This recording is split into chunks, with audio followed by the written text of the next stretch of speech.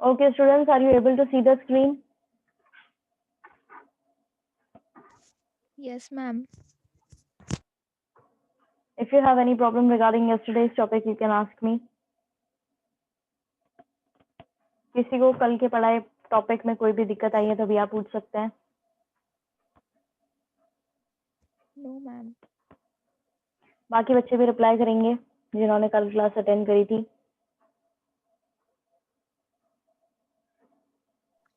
No, ma'am.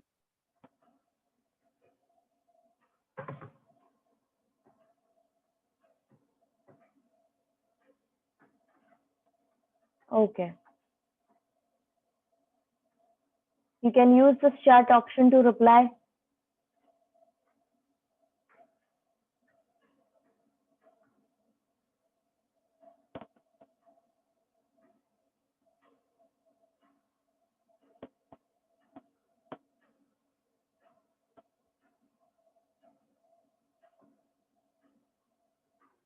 Okay. So I suppose सबको समझ में आ गया है. The noble enjoyed a privileged status. He had absolute control over his property in perpetuity. He could raise troops called feudal levies. The lord held his own courts of justice and could even coin his own money. अब जो Nobel होते थे वो privilege status को enjoy करते थे, यानी उनको एक बहुत अच्छा हाई प्रोफाइल स्टेटस था उनका, और उनका खुद का कंट्रोल था अपनी प्रॉपर्टी पे. साथ ही साथ वो उनका जो ट्रूप है वो भी रेस करते थे, यानी कि उन्होंने अपने ट्रूप्स भी बना रखे थे. और लॉर्ड जो है अपनी कोर्ट खुद चलाते थे, यानी न्याय करने के लिए उन्होंने अपना एक अदालत जैसी चालू कर रखी थी. ठीक है, अपने एरिया में जो भी उनके रह रहे थे लोग बाग, वहां पे उनका अगर कोई प्रॉब्लम हो जाती थी तो ये उनको सॉर्ट आउट करते थे. साथ ही ये अपनी खुद की करेंसी भी चलाते थे. ये इनका हाई प्रोफाइल स्टेटस था. He was the lord of all the people settled on his land. वो क्या थे? लॉर्ड थे सारे लोगों के जो भी उनके लैंड पर रह रहे हैं, उनकी जमीन पर रह रहे हैं. He owned vast tracts of land which contained his own dwellings, his private fields, pastures and homes and fields of his tenant peasants. His house was called a manor.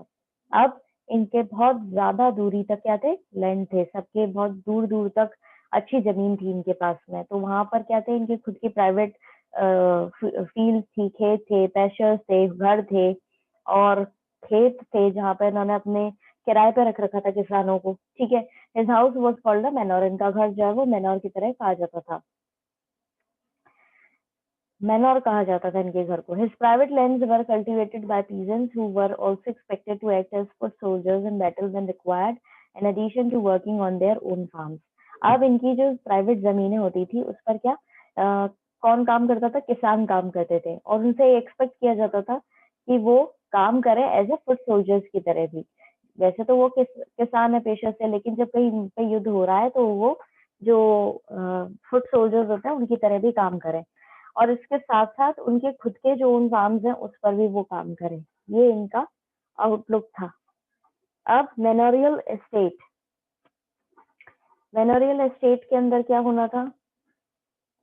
मैनोरियल estate house, यानी कि इनका जो house होता था, ये जैसा कि मैंने बताया था आपको, ये इसमें कई सारे विलेजेस जो थे उनको कंट्रोल करते थे. ठीक है. और ये भी हमने जाना था कि कुछ छोटे मैनर एस्टेट जो है उसके अंदर एक दर्जन फैमिलीज हुआ करती थी, और जो बड़े होते थे उसके अंदर कम से कम 50 से 60 फैमिलीज रहा करती थी. Almost everything needed for daily life was found on the estate. Grain was grown in the fields. Blacksmith, ये मैंने कल आपको बताया ही था कि कैसे जो इनके मैनर एस्टेट जो था, ये मैनरियल एस्टेट बताया गया है 13th सेंचुरी का इंग्लैंड का. यहाँ पर क्लियरली बताया गया है कि इनकी रोजमर्रा की जो चीजें होती थी, जो उनको जरूरत में आती थी, वो सब चीजें भी इनको यहाँ पर प्रोवाइड कराई जाती थी. Women spun and wove and fabric and children worked in the lord's wine presses. अब क्या था? मेन का तो बता ही दिया था कि क्या क्या काम करते थे. विमेन क्या करती थी? वो चरखा चलाती थी और उस तरीके से अपना काम करती थी, फैब्रिक बुनती थी. और बच्चे जो थे वो कहाँ काम करते थे? लॉर्ड की जो वाइन प्रेसेस होती हैं, वाइनरीज जो होती हैं, जहाँ पर वाइन बनाई जाती है, वहां पर ये बच्चे काम करते थे. The state had extensive woodlands and forest where the lords hunted. अब स्टेट के अंदर बहुत बड़े जंगल हुआ करते थे, फॉरेस्ट हुआ करते थे, एरिया हुआ करता था जहाँ पर ये शिकार करने भी जाते थे। दे contained pastures where his cattle and his horses graze। अब ये pastures भी मेंटेन करते थे जहाँ पर इनके जानवर जो है वो क्या घास चरते थे। यहाँ पर बताया गया है pastures कहाँ पे थे, कॉमन pastures दिए गए हैं। यहाँ पे आपको बताया गया ये वुडलैंड है, ये फैलो है, फैलो एरिया है, फैलो लैंड है, ये सारी चीजें आपको इसमें देखने को मिलेंगी। अब वहाँ पे चर्च भी था स्टेट में खुद का, और एक कासल भी था डिफेंस करने के लिए। जैसे कि आपको ये दिख रहा है, ये चर्च है यहाँ पर, ठीक है, और इसके साथ में ही कासल भी आपको देखने को मिल जाएगा, पर्टिकुलरली यहाँ पे मेंशन नहीं किया हुआ है।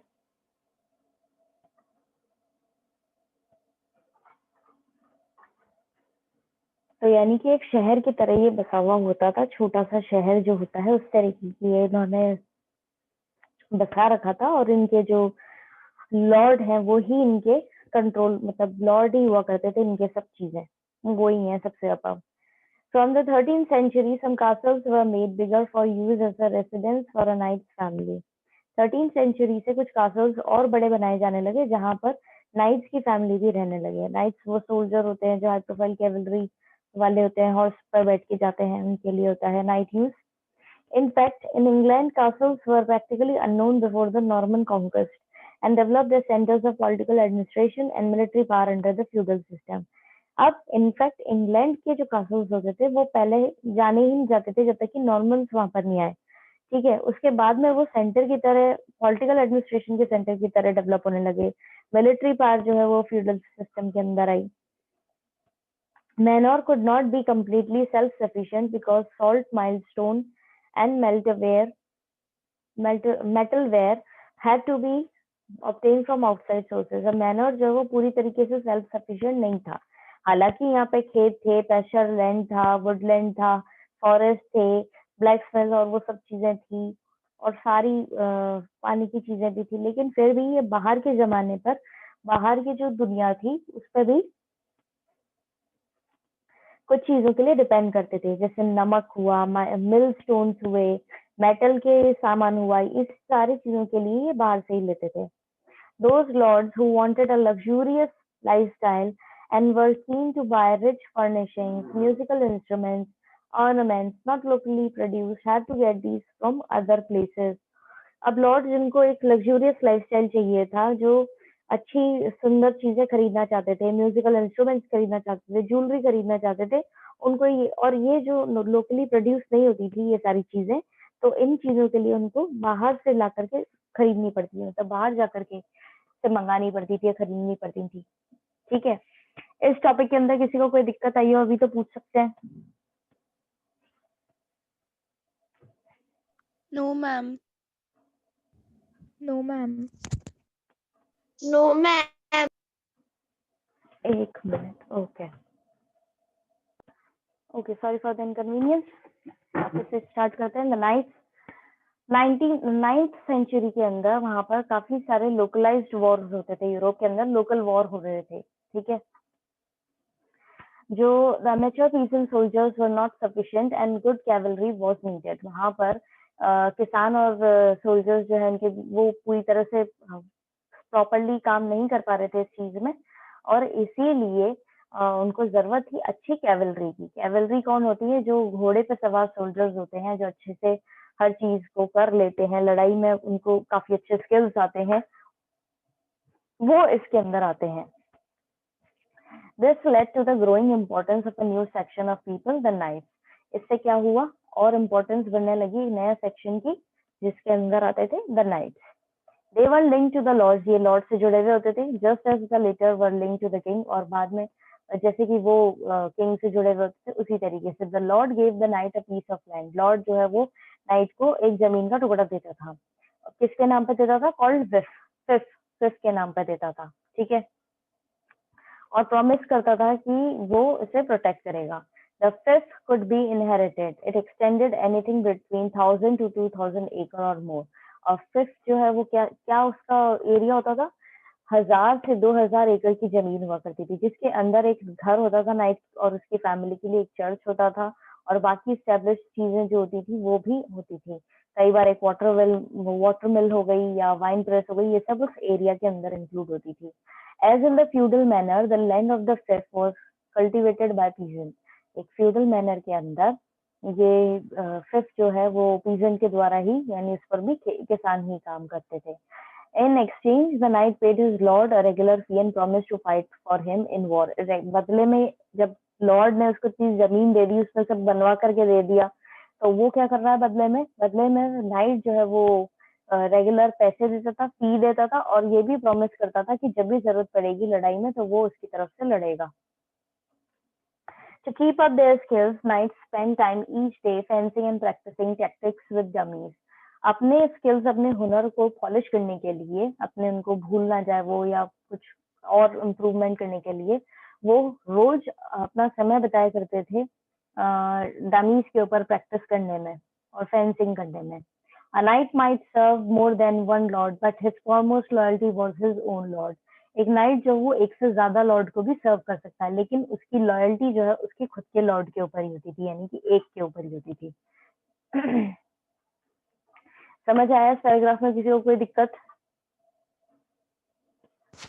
No, ma'am. No, ma'am. No, ma'am. In France from the 12th century, minstrels travel from manor to manor. तब 12th century के अंदर minstrels जो है वो एक जगह से दूसरी जगह जाते थे। ये वो लोग होते थे जो गाना गा करके लोगों को नाइट्स और किंग्स की ब्रेव स्टोरी सुनाया करते थे। ठीक है। Singing song which told stories partly historical, partly invented about brave kings and knights. अब ये जो स्टोरीज सुनाया करते थे गाना गा करके, उसके अंदर कुछ हिस्टोरिकल चीजें आती थी, थोड़ी कुछ हिस्टोरिकली इन्वेंट करते थे, सॉरी कुछ हिस्टोरिकल हिस्ट्री पे बेस्ड होती थी और कुछ ये खुद से इन्वेंट करते थे। लेकिन एक चीज कॉमन होती थी कि उसमें बहादुरी बताते थे ये राजा की और नाइट्स की। ठीक है।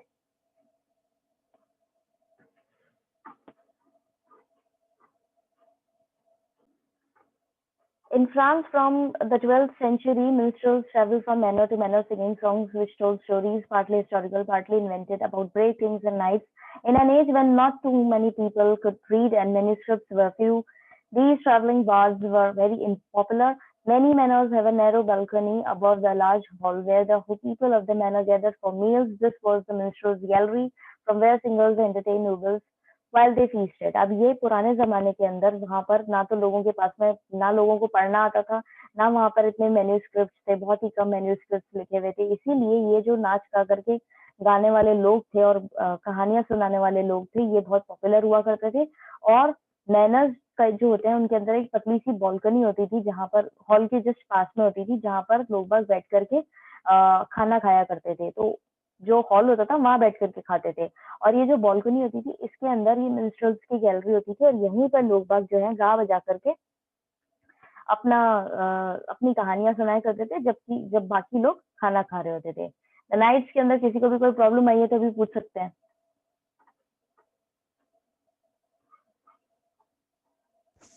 No, ma'am.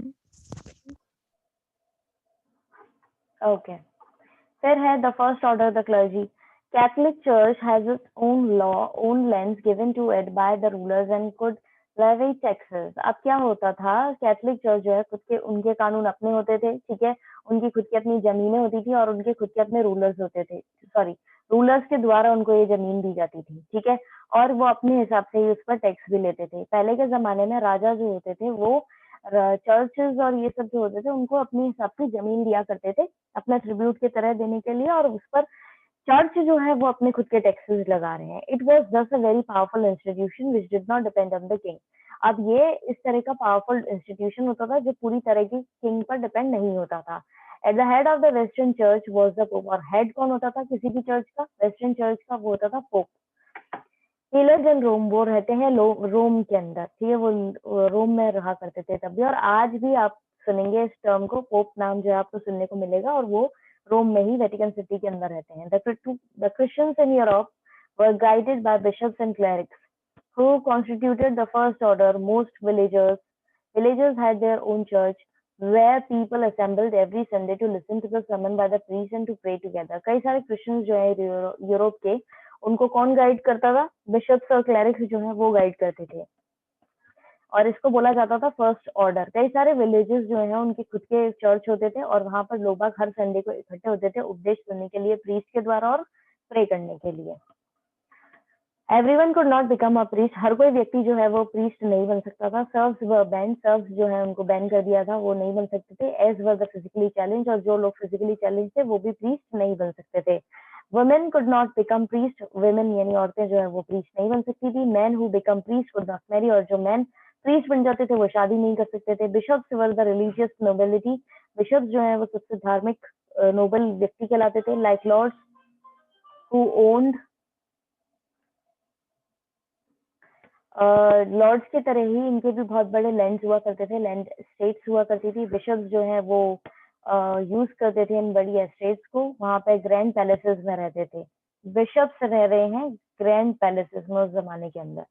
The church was entitled to a 10th share of whatever the peasants produced from their land over the course of the year, called tithe। ठीक है, अब tithe क्या होता था? चर्च जो है एक 10th शेयर लेता था, जो भी पीजेंट्स कमा रहे हैं उसका एक 10वां हिस्सा जो है उनके लैंड का वो जाता था चर्च की पास में। ठीक है, उस पे जो भी उगा रहे हैं या जो भी कर रहे हैं, जो भी प्रोड्यूस कर रहे हैं उसका, और उसको बोला जाता है teeth. Money also came in the form of endowments made by the rich for their own welfare and welfare of their deceased relatives in the after life. और पैसे भी इन लोगों के पास में जाते थे, किसके रूप में जाते थे? कि ये हम अपनी भलाई, हमारे परिवार की भलाई, जो रिच लोग होते थे उनकी परिवार की भलाई के लिए वो दान करते थे पैसे, और जो उनकी फैमिली में रिलेटिव्स जो है जिनकी मृत्यु हो गई है, जो मतलब मर गए हैं, उनकी आफ्टर लाइफ भी सही हो जाए, इसीलिए भी चर्च को वो लोग पैसे देते थे। तो मतलब लोगों की आप सोच सकते हैं कि कितनी समझ कितनी थी, कि उनको लगता था कि अगर इस तरीके से हम पैसे दे देंगे तो हमारे परिवार को भी कुछ नहीं होगा, हमारा परिवार की समृद्धि भी बनी रहेगी, हम भी ठीक रहेंगे, और हमारे परिवार के जो रिलेटिव्स मर गए हैं उनका भी भला होता रहेगा।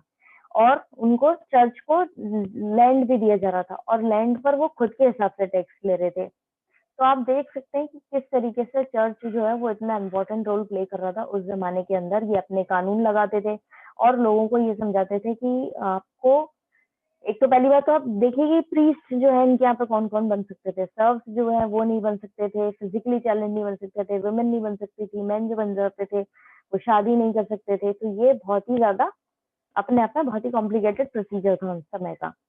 Some of the important ceremonies conducted by the church copied formal customs of the feudal elite। अब कुछ important ceremonies जो चर्च में करवाई जाती थी, feudal elite ने उस चीज को, उस customs को कॉपी कर लिया था।